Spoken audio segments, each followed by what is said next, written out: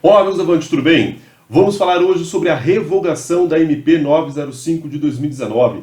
Você sabe que na segunda-feira agora, dia 20 de abril, foi publicada a MP 955, que revogou a MP 905 de 2019. Meus amigos, a MP 905 de 2019 era a MP que falava sobre o contrato de trabalho verde e amarelo, então ela foi revogada. Ou seja, a partir de agora nós não podemos pactuar novos contratos de trabalho verde e amarelo. Mas os contratos que foram pactuados durante a vigência da MP, vamos lembrar que a MP falava que a partir de 1º de janeiro de 2020 já poderíamos pactuar esse tipo de contrato, esses contratos eles vão continuar valendo até o final do seu termo, até o final do seu prazo. Não podemos pactuar novos contratos. O objetivo desse vídeo, na verdade, é conversarmos sobre as outras mudanças que trazia a MP 905, porque não era somente o contrato verde e amarelo.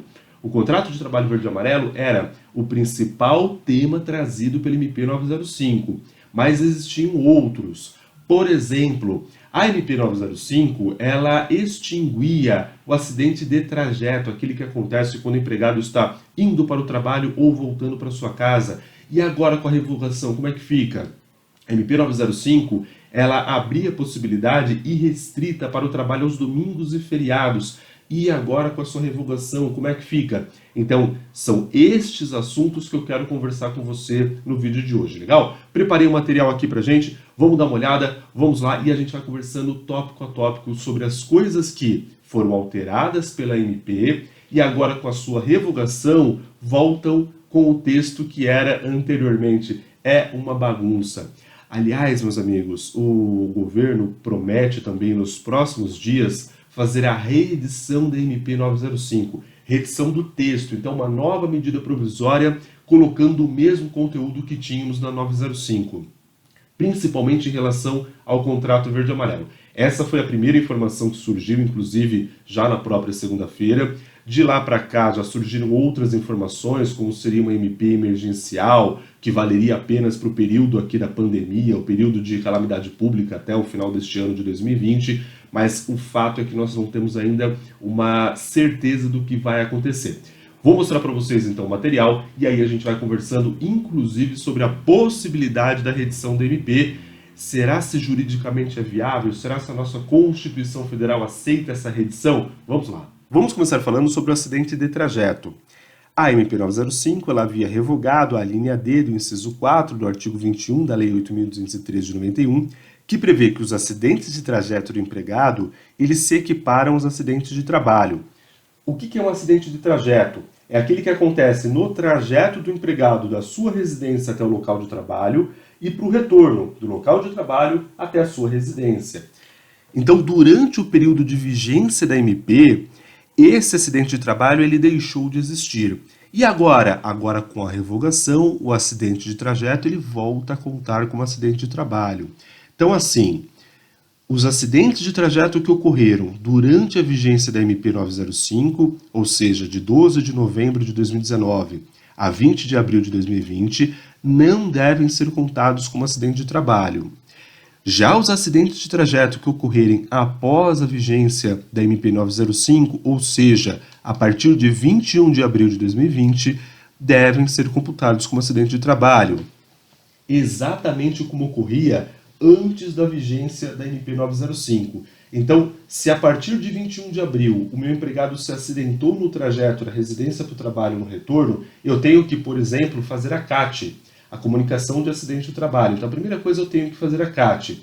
Segunda coisa, se esse acidente gerar um afastamento superior a 15 dias, ele vai para a Previdência Social e vai como auxílio-doença acidentário, vai como B91. Isso quer dizer que quando ele retornar deste afastamento, ele vai ter direito à estabilidade provisória, estabilidade de 12 meses a contar do retorno desse afastamento.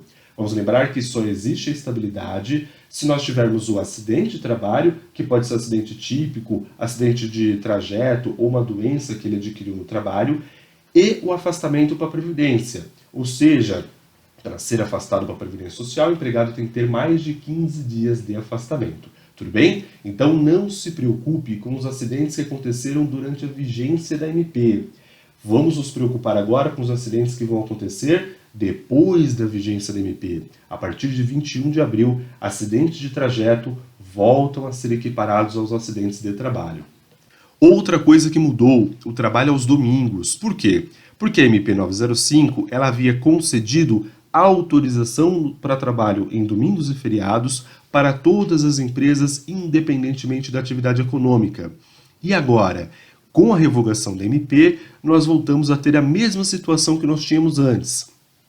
Somente as empresas que têm as atividades listadas no decreto 27.048 de 49 ou na portaria do Ministério da Economia número 604 de 2019 é que podem trabalhar aos domingos.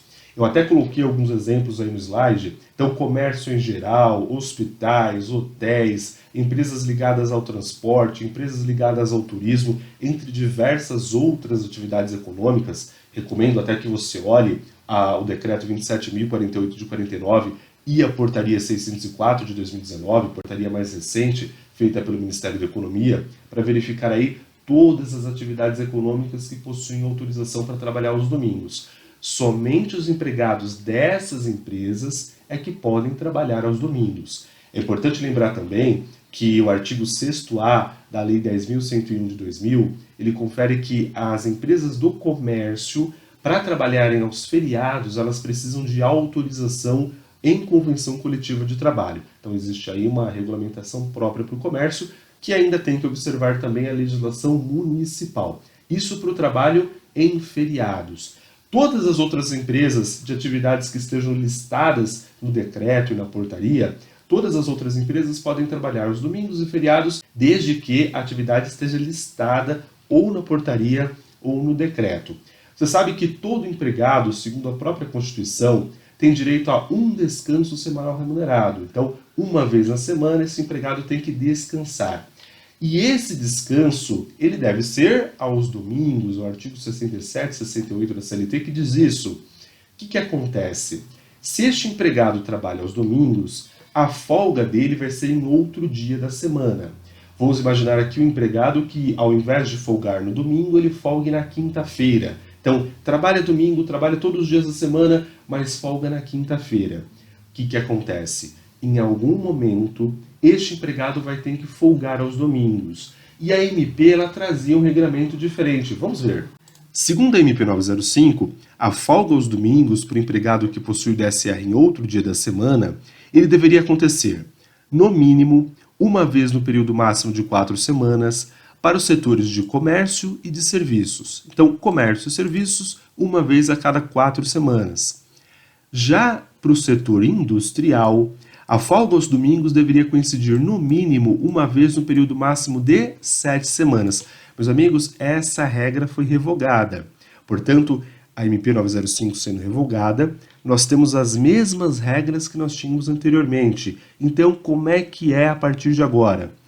Com a revogação da MP, voltam a valer as regras anteriores. Assim, a portaria 417 de 66 diz que o repouso semanal remunerado deve coincidir com o domingo a cada 7 semanas de trabalho.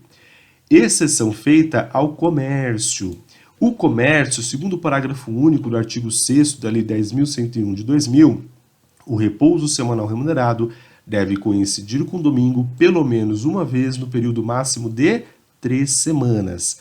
Perceba que a regra até parece com a regra anterior, mas agora uma vez a cada 3 semanas para o comércio. Antes, uma vez a cada 4 semanas, e era comércio e serviços. Agora não, uma vez a cada 3 semanas para o comércio. Demais atividades listadas na portaria e listadas no decreto, deve coincidir o descanso com o domingo, uma vez a cada 7 semanas de trabalho. Outra coisa importante, para as mulheres, volta a valer o artigo 386 da CLT. O artigo 386 da CLT é aquele artigo que prevê que o descanso aos domingos para as mulheres ele deve ser quinzenalmente. Então, meus amigos, não vale para as mulheres as regras que estão previstas aí na portaria 417 e na Lei 10.101 de 2000. Para as mulheres, o descanso aos domingos ele tem que coincidir a cada 15 dias, então quinzenalmente. Claro que essa é uma regra que está na CLT, pode ser que a convenção coletiva de trabalho coloque uma regra diferente, Coloque, por exemplo, que o descanso aos domingos das mulheres pode ser também a cada 7 semanas ou a cada 3 semanas de trabalho. Mas se tiver na convenção, siga exatamente aquilo que está na convenção coletiva. Como eu sempre digo em aula, tudo que eu falo é salvo acordo, salvo convenção coletiva de trabalho. Uma outra coisa que mudou foi em relação às multas administrativas. Por quê? Porque a MP ela criava o artigo 634-A na CLT. E esse artigo ele padronizava, ele criava uma tabela para enquadramento das multas. Com a revogação da MP, nós voltamos a ter os mesmos valores de multas que tínhamos anteriormente, ou seja, sem padronização. Cada artigo que prevê uma multa administrativa, ele vai trazer um valor próprio. Até coloquei um exemplo aqui, o artigo 47 da CLT, ele prevê uma multa de R$3.000 por empregado não registrado. Então, imagine que vem um auditor fiscal do trabalho na empresa, constata que nós temos um empregado que não tem registro, ele vai aplicar uma multa na empresa de R$3.000. R$3.000 por cada empregado que não tenha registro. É importante lembrar que essa multa é de R$800 para microempresas e empresas de pequeno porte. Para finalizar, vamos lembrar que a extinção da contribuição social, sabe a multa adicional do Fundo de Garantia, a multa dos 10% do Fundo de Garantia, ela também estava prevista na MP 905. E aí você pode pensar, pô, Rafael, mas e agora? Se a MP 905 foi revogada, essa multa volta? Não, meus amigos, essa multa não volta. Por que ela não volta? Porque nós tivemos a Lei 13.932 de 2019, que é uma lei posterior, inclusive, à MP 905, que já prevê que a partir de 1º de janeiro de 2020, a contribuição social está extinta. Então, a contribuição social, a multa adicional dos 10% do Fundo de Garantia, permanece extinta porque nós tivemos uma lei, Lei 13.932 de 2019, que também extinguiu essa multa, tudo bem? A revogação da MP 905 não vai alterar essa extinção. Eu comentei no começo do vídeo que o governo prometeu nos próximos dias fazer uma nova medida provisória com um conteúdo muito similar ao da MP 905, ou um conteúdo igual, um conteúdo muito similar. Isso foi o que comentaram na segunda-feira, então o próprio governo comentou isso na segunda-feira.